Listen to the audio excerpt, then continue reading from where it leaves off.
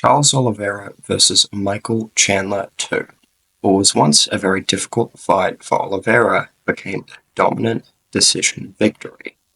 This is because Oliveira made significant evolutions as a fighter, and Chandler did not. Let's take a look at how Oliveira made improvements. Oliveira made significant improvements in these 4 areas: pressure, composure, strength and control, and variety. So, let's take a look at pressure first. Oliveira made excellent use of his kicks in this fight, not only to pressure back Chandler, but to cause immense damage. Chandler keeps an extremely wide stance, and he's very hunched over, and he's kind of got like a bit of an HGH cut. You can see it, it's pretty obvious. So Oliveira starts mixing in teeps, like hard push kicks. It's a weapon that's always been a part of his game, but he uses it quite a lot in this fight and very effectively, just stylistically because of how Chandler fights. And the oblique kick. Big factor in this fight that not a lot of people took note of. Here we see him mixing together teeps and obliques, and Chandler actually came out after the fight and said that, he was, peeing blood, and that in the first round his knee blew out. And pretty sure it's because of those knee stomps. You see throughout the fight, Oliveira just kept going to them and just brutalizing Chandler's knees. Charles did a very good job at keeping Chandler on the cage with his kicks. Here you see Chandler try and, fake and try and create a bit of distance, and Oliveira just slams an outside low kick. Or he's just following Chandler against the cage, and as Chandler tries to, move forward again, push kick. Then we see him measuring against the fence with Chandler's back to the fence, and he just punts in a teep. The teep, when someone's against the fence, can really cause damage because there's nowhere for your body to go, so it just digs into you. There's a few more times where Chandler, again, tries to break off the cage, teep kick to the body, just good timing. Here we see them both exchange. Chandler beckons Charles on. Charles just remains calm, push kick to the body to get Chandler back. And you see from a lot of these push kicks, they get Chandler very far back. A very important part of pressuring someone back is being able to counter when they try to relieve that pressure. And Charles did an excellent job of that, just punishing whenever Chandler threw back. This sort of ties in with the composure that was on the list as well. Being able to sit in the fire and patiently wait for those counters is a very scary thing to do. And Charles, you see here, puts up the high guard, Chandler jabs, and Charles almost sandwiches the jab between his arms, and as Chandler's pulling away, lands a nice right hand. Charles then reinitiates with a left hook, and as Chandler's trying to throw his own left hook, ducks under it. Very nice timing.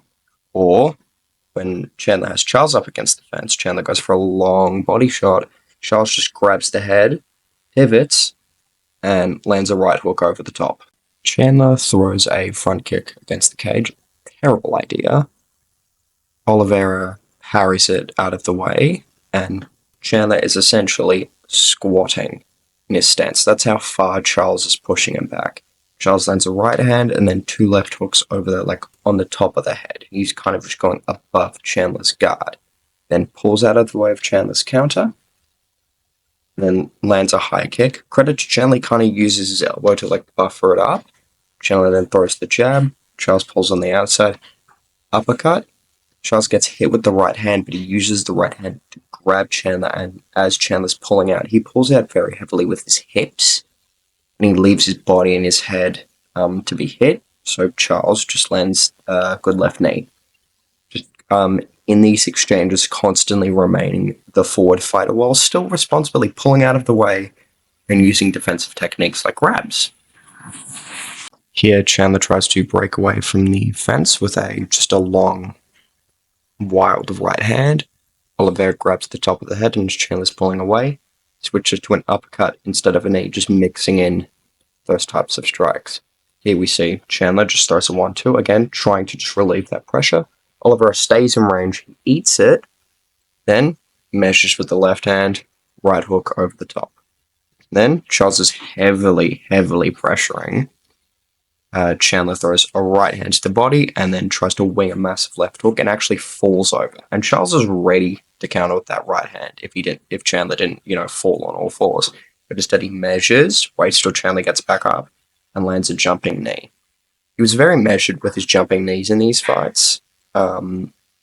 He's normally known to just throw them wild, being like a bit of a tornado. But in this fight, he was really a lot more measured with his dynamic offense, which was really impressive to see. The next skill he improved upon against Chandler was his composure, where he exercised excellent patience and discipline. So let's take a look at how he does that. Let's take a look at his composure in the grappling first. Now, instead of trying to force a takedown or pull guard, Oliveira here fakes a left hook, waits for Chandler's counter, and ducks under like I was talking about before. Just not rushing the takedown just generally increases the likelihood of you getting it. Here we see Oliveira tripping out Chandler, and it's kind of a weird position with his legs tangled up. Now the back is open. Charles could hypothetically circle around to the back. However, that may be very, very risky, and Chandler could get out of the position. So Charles literally just sits down with Chandler's legs tangled up, and Chandler cannot do anything. And Charles can't really do much either. But Charles isn't trying to rush. He is more than content sitting in this position and slowly working his way to half guard and riding out the round. In the second round, we see Charles get into mount, pushing Chandler's knee down to pass through his guard. And while he doesn't land many ground and pound shots, the ones that he does land are meaningful. And while the option for the armbar arguably was there, trying to go for that submission against such a strong fighter wasn't a good idea. So Charles didn't rush, didn't try to go for the finish when he didn't need to, and just opted for ground and pound instead. And here we have a couple of scenarios where he's on Chandler's back, and instead of, again, rushing for the choke, again, just body triangle, slowly working wrist control until the opening presents itself, and eventually when he loses it, he doesn't rush to the next submission like he would do when he's younger. And fair enough, he's very good at submissions, but he does not want to lose this position against such an explosive fighter, so he's more than content to ride out the round on Chandler's back. And this happens in multiple rounds throughout the fight, just showing an improved grappling IQ from Charles Oliveira. In the striking, Charles's emphasis on attacking both the body and the legs is really what dealt a large amount of damage to Chandler. You see in like third and fourth round when Chandler's against the fence and you can visibly see his mouth's open and he's in pain. That's mainly because, one, Charles has destroyed his knee and it's just ripping apart his body. It just shows the evolution of a very wild fighter with some really, really deadly techniques, and who used them. Like, he did attack the body when he was younger, but he's now reining it in. He's becoming more calculated. He's not the one initiating the chaos, he's just countering it. Right? And it just shows Charles's evolution. And even when he gets rocked and hurt, you see him just wait. He doesn't pull guard, he goes for the takedown when Chandler slips, and even after Chandler lands multiple back of the head shots, Charles is still in there fighting, pulling submissions to try and defend himself, and eventually, when he can't get a submission, it's like, okay, let me put the feet on the hips and break away. Something that you wouldn't often see against, Makachev or Dariush. He either didn't get up at all, or it took him a very long time for him to decide to get up. Now, let's look at his strength and his control, where he used strength-based takedowns, prioritized dominant position, and used his presence to sort of bully Chandler. Oliveira showed a significant improvement in strength and a significant advantage in strength, which is very interesting for Chandler because Chandler is usually a strong guy. So when Charles ducks under Chandler's hook to go for a takedown, he controls the leg with his right hand, and then he controls the body with his left, and he rips Chandler's leg out from beneath him. Chandler eventually gets up, and Oliveira lifts Chandler's leg up against the cage, posts his arm, and trips him out pretty easily. Like, he gets these takedowns with a lot of ease. right? Then, again, he just sits on Chandler and slowly works his way to half guard. Chandler is not able to mount any form get up or sweep or anything of that nature, which usually he is able to do. He's usually able to explode out of positions. But here he couldn't because Charles is just employing very good top pressure and being very, very patient. Here, as Chandler's pulling away, Oliveira goes for a takedown. Again, right hand on the leg to block it, and then the left hand almost as an overhook so he can lift and hoist it. And as he's rushing forward, he just topples Chandler over and gets straight into mount. And then Chandler is unable to buck or weave or get any of his guard back, and Oliveira just rides out the rest of the round. And this is really impressive because mount isn't all that common in MMA anymore. It's actually a very, very difficult position to be good at. And I remember Luke Thomas talks about this a lot. There's only a few guys that were really good at mount. Oliveira, Luke Rockhold, I believe he said Damian Meyer as well. Like, it's a very difficult position to master because a lot of people will just either give up their back or just violently buck out of the position, and Oliveira just rides it out. Here we see Oliveira attacking Chandler against the fence, and as Chandler's hands are up, he goes for a takedown, gets the body lock, and just lifts and slams Chandler. Chandler is a massive lightweight. He's short. He walks around 190. Like, he's big. And he just slams Chandler and eventually gets the back and rides out the round. You can imagine how exhausting this is for Chandler to just hold Oliveira's weight on him. And Oliveira, he also gets the body lock again, and instead of lifting and slamming, he finds one of Chandler's legs. Remember, one of Chandler's knees is gone. And he just trips out the leg slowly and just sits into the back and just rides out the rest of the round like that. And it's exhausting for Chandler because Charles, compared to the first one, he's a lot bigger now. A lot of people may know this. Charles, when he became champion, he really, really made a point to put on muscle, put on size, so he had more presence. And that really, really shows. And in the striking, along with making his strikes a bit, harder, when he's grabbing the head, he has more control and it's more exhausting for Chandler. Getting the head pulled down, I always say this, it's very, very tiring. Or just having presence, just being intimidating, allowing him to walk down Chandler, outmuscle him.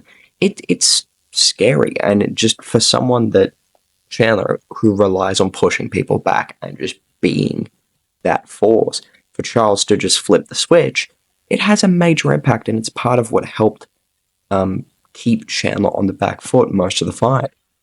Last but not least, let's talk about Charles's variety, where he used just a plethora of uppercuts, teeps, oblique kicks, leg kicks, high kicks, knees as well, just really mixing in a good variety of strikes against Chandler, who was pretty much a punching bag in this fight.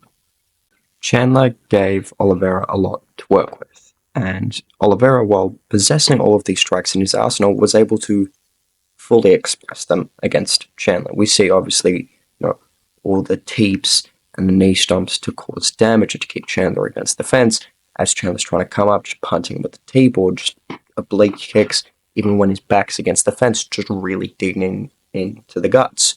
And eventually, Charles started grabbing Chandler when he'd explode in and going for the knees because of how Chandler pulls his hips away. It's a risky thing when pulling your hips away, especially from leg kicks. You do leave your head exposed, and that's also how Rose Namajunas knocked out Zhang Weili. She slipped out of the way of the leg kick, got kicked in the head. Right? So that eventually turned it to knees. Then Charles started switching the grabbing, throwing the uppercut, mixing up strikes from the same start to confuse Chandler a little bit as well. Then Charles also started mixing in the high kick. He didn't have a huge amount of success with it, but it's just a scary weapon that usually gets people to stop in their tracks. Obviously, Charles also used a variety of, right straights, jabs, hooks, but I really just wanted to highlight how he's keeping his dynamic nature and still building upon how he applies his offense. Anyway, guys, that's how Charles Oliveira improved against Michael Chandler.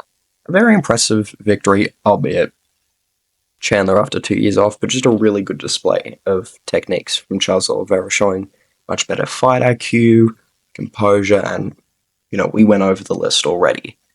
But I think this puts him in an interesting position because we have Islam Makhachev versus Arman Sarukian coming up this weekend. And if Arman wins, depending on the result, I can see them giving Oliveira a title fight. If it's close and if it's competitive between Islam and Arman, I see Islam getting a rematch. If Arman walks through him, then they'll give Oliveira a shot because Oliveira versus Sarukian was a somewhat close fight. But more likely, what I see happening is them doing Charles Oliveira versus Max Holloway for the BMF belts in like June or July. I do see that happening, but regardless, I'm always excited to see Charles Oliveira fight, and most people tend to be.